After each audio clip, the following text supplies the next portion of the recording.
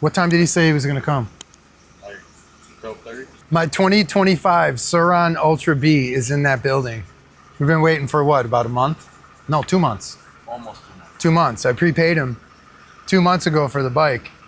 And finally, Taiwan got their bikes. So yeah, he's gonna meet us here and we're gonna pick it up today. I wanna do a size comparison and line all the bikes up. That would be really interesting. Because a lot of you guys have been asking me about the different size of the bikes for somebody my height. I'm about 5'11 and a half, just under 6 feet.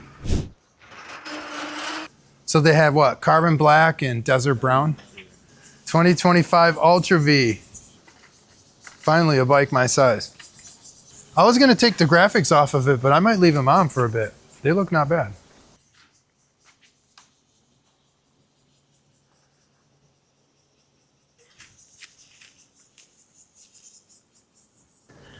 Let's line them all up and do a size comparison.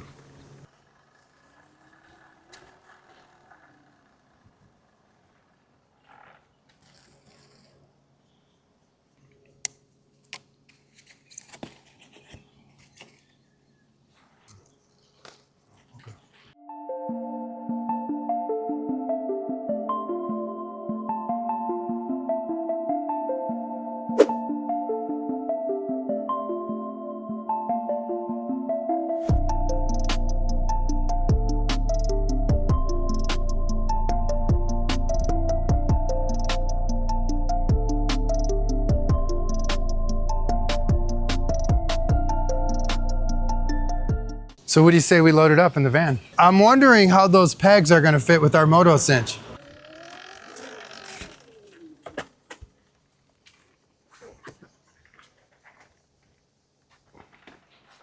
Oh yeah, I think it's gonna fit no problem, man.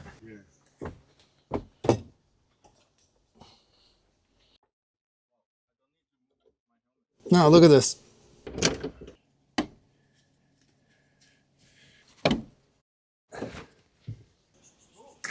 Yours look better.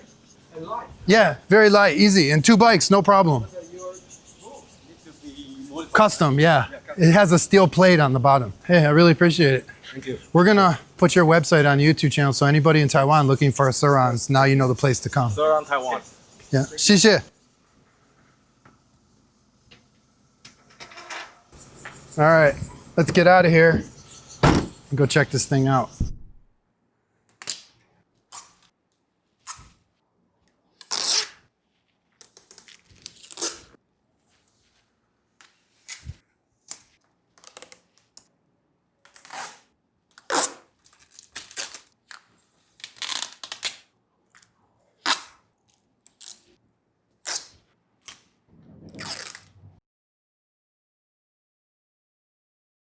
Oh man, so glad I got the gold.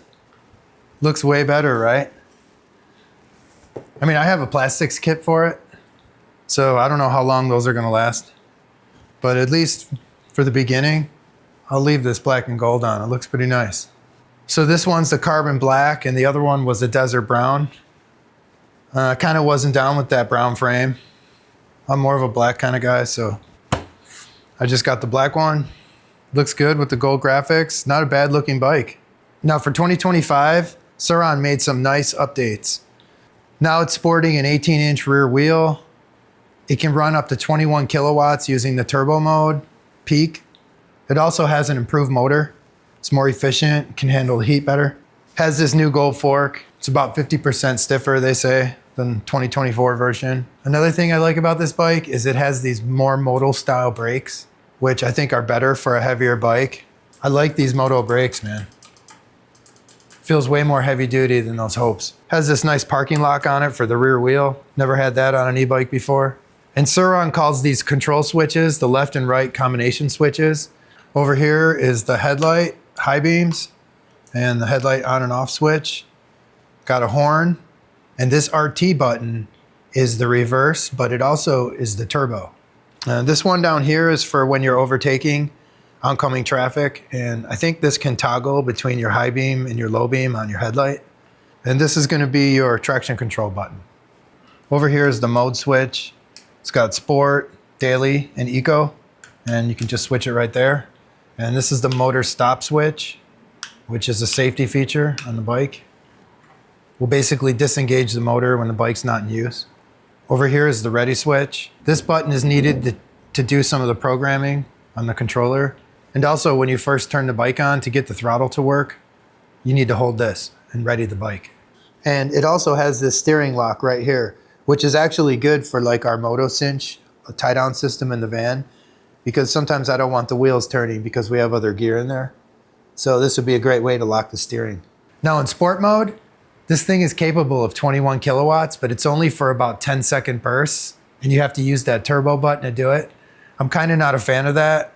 I think eventually I'll change the controller to a TORP, but for now I want to test it as is. I really want to test this bike just like it is. Stock suspension, stock wheels set up, and then gradually I will start to mod it as we go. I have some other mods here that I'm going to do to it in probably the second video. I have nice flow wheel setup, 1821 over here. And I have new pegs, Warp 9. Now I have some adjustable peg mounts that I'm gonna put here by Warp 9, and I can move the pegs up and down around 25 millimeters with those. Because I did notice when I first sat on the bike, the leg room for the knees is still a little bit cramped. And I'm about almost 6 foot, like just shy of 6 foot. So I think I will probably lower those just a tiny bit. And also, you know what's cool about this Ultra Bee, man? It has a storage compartment under the seat. Like we can take, if I want to take like some water or maybe the speed gun or some tools or whatever, you can just take this off and check this out. Has a storage compartment right here. And it can actually fit that 11 amp charger. If I want to take the bike far and I need to charge it when I get there, I can take the charger. It's nice. Even has a toolkit that you can take with you, man. Check that out. If you're out riding and you need to fix something, stays right on the bike too. And it has these hooks. That's different than the other bikes. And here you got a 74 volt, 60 amp hour battery, which is plenty of range in my opinion. Pretty sure that's new for 2025. Big, thick, beefy cables. Don't need to worry about anything melting, I think, but we'll see. Let's check out the controls.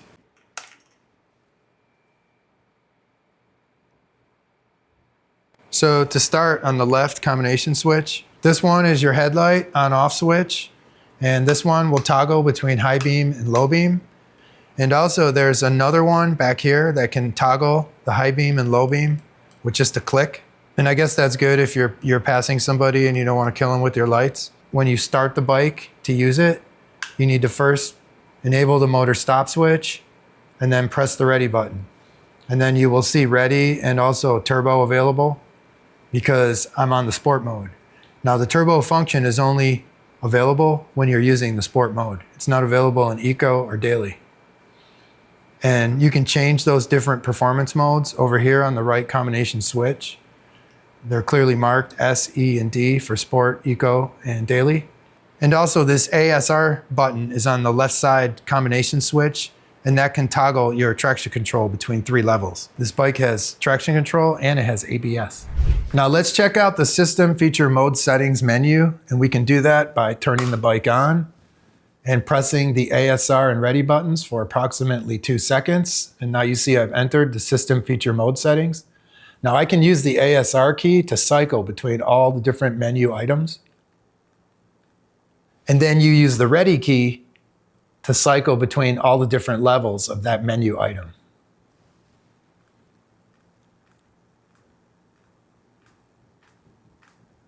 This one is a brake regen feature. It's the brake energy level, and there are 5. This one is the coast energy. It's another brake regen feature. This is the ASR, which is the traction control. There are 3 levels. This one is the brake override. You can either enable or disable it. That's another regen feature. C is the tilt protection. You can enable or disable it. F is the throttle sensitivity. There are 3 levels. That's going to make it a little more torquey at the beginning of the throttle range. T is the diagnostic report function. You can either enable or disable it. L is the crawl mode. There are 3 level settings. And U is the charging power. and it can be set as high as 1100 watts on the third setting.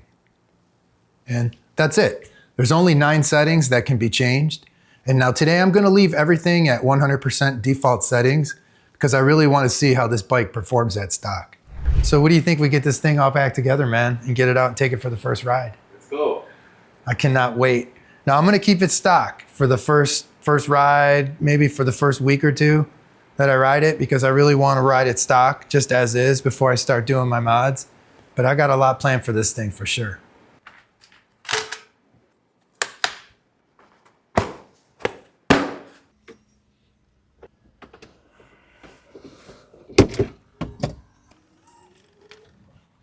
You need your stand? No, I got this nice kickstand, man. But that's coming off first video. You might stand. Yeah. Big stand. But for today, we have a kickstand. All right, man, you ready to go hit it? Let's go.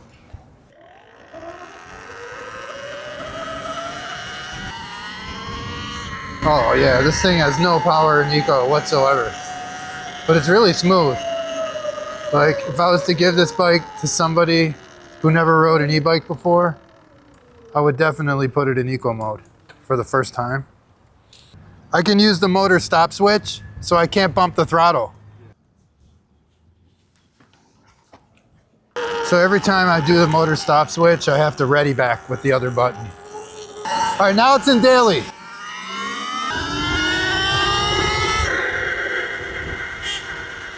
Still too slow. Yeah, so right now I got it in sport mode.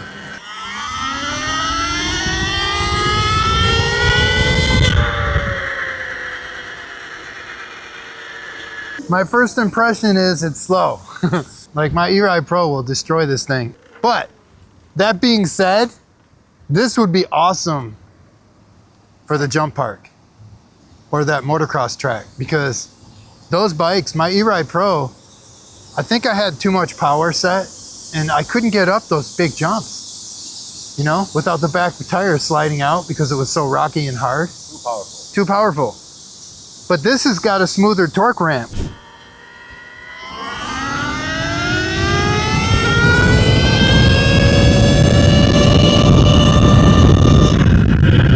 So like basically kind of the way it works is I just double pump it and the T starts flashing and you can feel the power's there, only for the time that it's flashing. Then once it stops flashing, it goes away. It's like you're playing it, it's like you're using nitros in a racing game, just over and over again. That's what it felt like. Sport mode, turbo, the power is still way less than my SURRON or my E-Ride Pro, but that was kind of expected. However, I think adjusting the throttle might improve some of that starting torque on the bike a lot. I just want to give it a little more pop when I go to wheelie it. And it's got 3 throttle settings on it.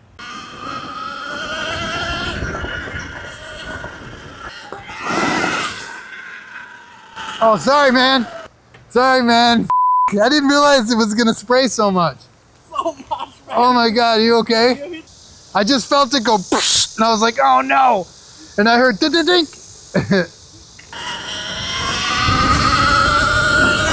I think once I put the 1821 wheel setup on it, I'm really gonna love it.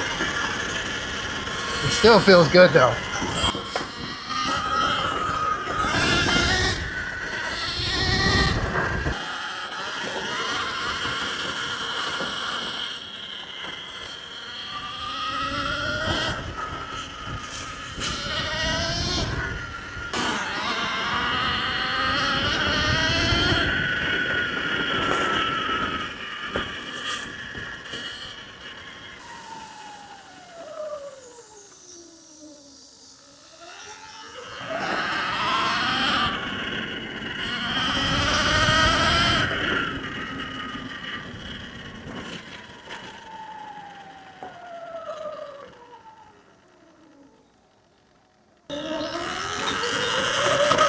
There's some nice graffiti over here. I can't wait till sun shows up in our jump park. This is kind of like a similar location as to where we have our jump park. Under one of these bridges.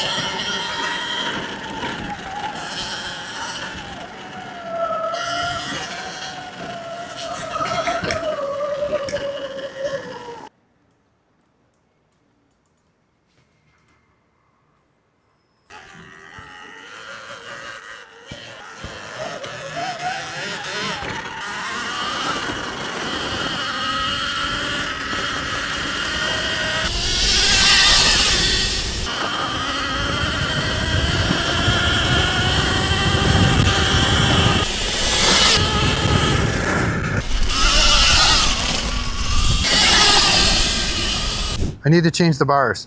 This rise is too low. I don't like the position of my body. Okay. I'm way too far forward. This has got to come up, like here. For sure. I want to be like here, not here. So number one, we got to fix that. And number two, I need to adjust that throttle sensitivity. It needs more pop in the front. I don't really care about the top end. I just want more pop for wheelies. But I don't know, it's pretty sick.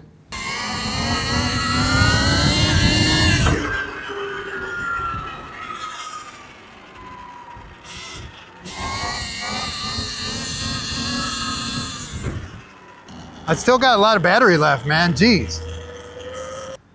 You know, I'm riding it sort of like how I ride my bikes, and I'm expecting there to be a lot bigger torque pop. Yeah.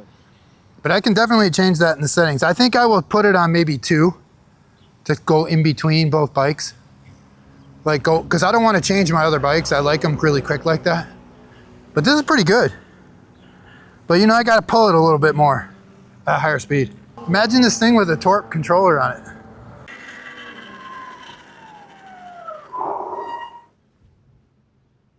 So yeah, really digging this bike.